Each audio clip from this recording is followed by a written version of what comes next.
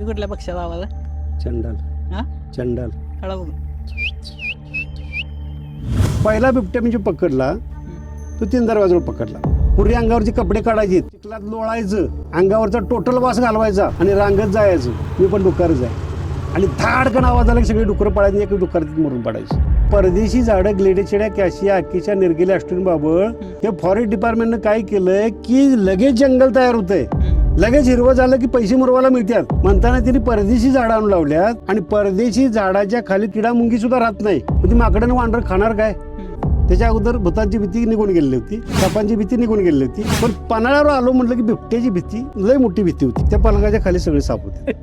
साहेबांनी विचारलं, अरे तू साप कुठे आहे? साहेब तुम्ही बसला त्याच्या खालीच आहे. दिनकर चौले शिकारी करीत होता, लाकडं चोरीत होता, तेव्हा दिनकर चौले चांगला होता. जेव्हा दंगल करायला गेला तेव्हा हे आपल्या लोकशाहीचं दुर्दैव आहे. बरोबर एका नागाच्या समोर माझा पाय हल्ला. पाय हल्ल्याबरोबर त्याने धरलं, लगेच कॅच केला माझा पाय. अजून माणसानं सुधारावं, अजून निसर्गाच्या जवळ जावं, निसर्गाचं जतन करावं. अजून वेळ निघून गेलेला नाही.